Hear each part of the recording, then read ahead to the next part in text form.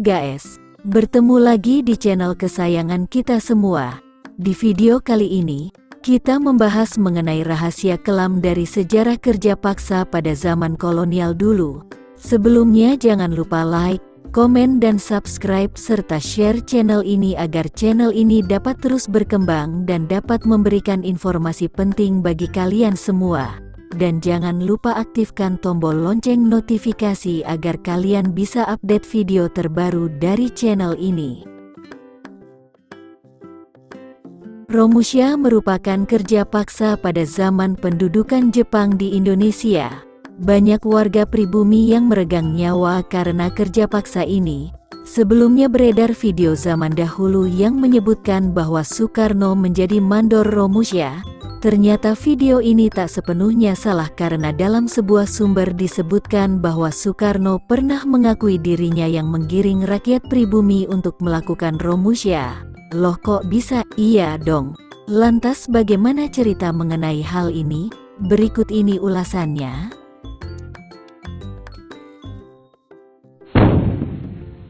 Di dalam buku biografi Bung Karno Penyambung Lidah Rakyat Indonesia yang ditulis Cindy Adams disebutkan bahwa Soekarno mengakui bahwa ia berkontribusi dalam menggiring rakyat Indonesia menuju kamp kerja paksa atau Romusha di zaman Jepang. Ia mengakui kenyataan pahit itu dengan hati yang remuk. Ribuan bahkan ratusan ribu nyawa rakyat Indonesia yang begitu mencintai Bung Karno mati dengan cara mengenaskan akibat sistem kerja paksa yang kejam zaman pendudukan Jepang. Ironisnya, mereka melakukan itu karena Soekarno ditugasi Jepang mendata dan merayu rakyatnya memasuki ranah kerja paksa yang mengerikan tersebut. Bung Karno menangis dalam hati.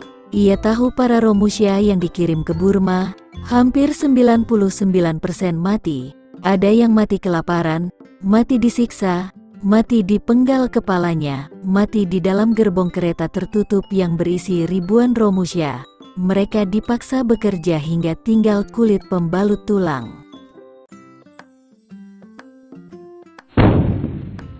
Ini pernyataan Bung Karno tentang Romusha. Sesungguhnya akulah Soekarno yang mengirim mereka kerja paksa. Ya, akulah orangnya. Aku menyuruh mereka berlayar menuju kematian. Ya, akulah orangnya. Aku membuat pernyataan untuk menyokong pengerahan Romusha. Aku bergambar dekat Bogor dengan topi di kepala dan cangkul di tangan untuk menunjukkan betapa mudah dan enaknya menjadi seorang Romusha. Dengan para wartawan, juru potret, gunsekan kepala pemerintahan militer dan para pembesar pemerintahan, aku membuat perjalanan ke Banten untuk menyaksikan tulang-tulang kerangka hidup yang menimbulkan belas, membudak di garis belakang, itu jauh di dalam tambang batu bara dan tambang emas, mengerikan. Ini membikin hati di dalam seperti diremuk-remuk, ujar Bung Karno. Sementara dalam buku Total Bung Karno, karya Rosso Daras diceritakan bahwa langkah Bung Karno bukannya tidak menuai protes. 5 mahasiswa kedokteran yang juga aktivis pergerakan segera mendatangi Bung Karno, sesaat setelah gambar Bung Karno bersama Romusha dan terkesan mendukung Romusha tersebar di mana-mana. Nampaknya Bung Karno tidak dipercayai lagi oleh rakyat. Cara bagaimana Bung Karno bisa menjawab persoalan Romusha? Seorang mahasiswa membuka percakapan yang menegangkan. Bung Karno menjawab, ada 2 jalan untuk bekerja menuju Indonesia merdeka. Pertama dengan tindakan revolusioner, yang menurut Bung Karno, kita belum siap. Jalan yang kedua adalah dengan bekerja sama dengan Jepang sambil mengkonsolidasikan kekuatan dan menantikan sampai tiba saatnya Jepang, jatuh. Saya mengikuti jalan kedua. Begitu kata Bung Karno.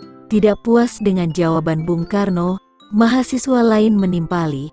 Tapi kenapa Bung Karno sampai hati memberikan rakyat kita kepada mereka?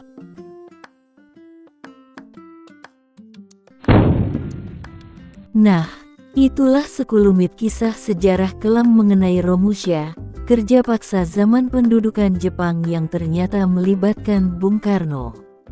Ternyata Bung Karno merupakan aktor utama yang menggiring rakyat pribumi untuk melakukan kerja paksa ini.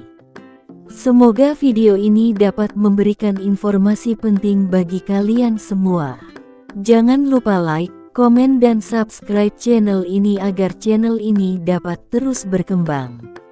Salam Bhinneka Tunggal Ika. Sampai jumpa di video selanjutnya.